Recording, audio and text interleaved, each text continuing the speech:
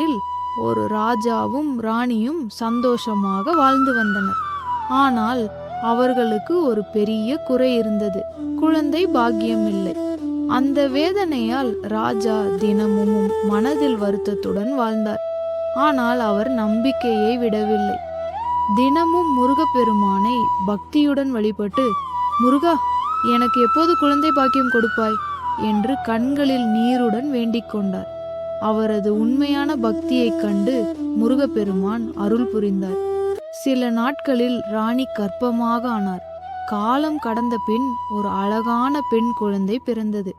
அந்த இளவரசி வளர வளர அவள் அழகிலும் அறிவிலும் வீரத்திலும் சிறந்து விளங்கினாள்.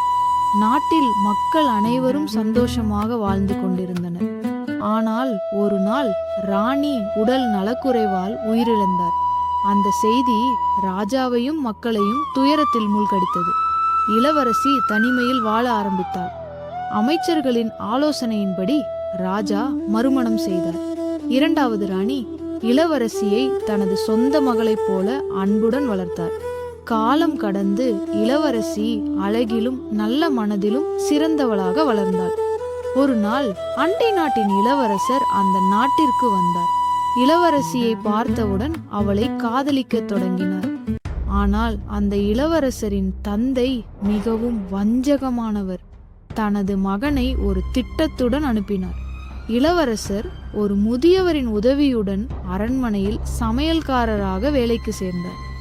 அவன் சமையலை இளவரசி விரும்பத் தொடங்கினாள். இருவரும் மெதுவாக பேசிக்கொண்டு காதல் மலர்ந்தது. பின்னர் இளவரசர் தனது நாட்டிற்கு சென்று தன் அப்பாவிடம் இளவரசியை பற்றி கூறினார். அதை கேட்ட அண்டை நாட்டின் ராஜா ஒரு தீய திட்டம் தீட்டினார்.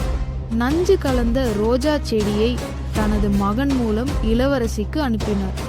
அதை அறியாத இளவரசி அந்த ரோஜாவை தனது அறையில் வைத்தாள். ஒரு நாள் அதை முகர்ந்தவுடன் மயங்கி விழுந்தாள். இதனால் கோபமடைந்த ராஜா இளவரசரையே சந்தேகித்து சிறையில் அடைத்தார். பல வைத்தியர்கள் வந்தும் இளவரசியை குணப்படுத்த முடியவில்லை. பின்னர் யார் குணப்படுத்துகிறார்களோ அவர்களுக்கு பெரிய பரிசு என்று அறிவித்தார். அந்த வாய்ப்பை பயன்படுத்தி அண்டை நாட்டின் ராஜா வந்து, நான் குணப்படுத்துவேன், ஆனால் உங்கள் நாட்டை எனக்கு கொடுக்க வேண்டும் என்றார். வேறு வழியில்லாமல் ராஜா சம்மதித்தார். அந்த இரவு ராஜாவுக்கு கனவில் முருகப்பெருமான் தோன்றி உண்மையை வெளிப்படுத்தினார். விழித்த ராஜா அண்டை நாட்டின் ராஜா தன் மகனிடம் பேசுவதை கேட்டு உண்மையை அறிந்தார். அவர் உடனே இளவரசரை விடுவித்து மன்னிப்பு கேட்டார். இருவரும் சேர்ந்து மருந்தை தேட ஆரம்பித்தனர். இறுதியில் இளவரசர் தன் அப்பாவின் தலையில் மறைத்து வைத்திருந்த மருந்தை கண்டுபிடித்தார். அந்த மருந்தை கொண்டு இளவரசியை குணப்படுத்தினார். சில நேரங்களில் அவள் கண்களை திறந்து மெதுவாக சிரித்தாள். இளவரசி முழுமையாக குணமடைந்தாள். பின்னர் தனது காதலை வெளிப்படுத்தினார். ராஜாவும் மகிழ்ச்சியுடன் சம்மதித்து இருவருக்கும் திருமணம் செய்து வைத்தார். வஞ்சகமான அண்டை நாட்டின் ராஜா சிறையில் அடைக்கப்பட்டார். காலம் கடந்து வயதாகிய ராஜா தனது மகளுக்கும் மருமகனுக்கும் ஆட்சி பொறுப்பை ஒப்படைத்தார். அவர்கள் நல்ல முறையில் நாட்டை ஆட்சி செய்து மக்களை சந்தோஷமாக வாழ வைத்தனர்.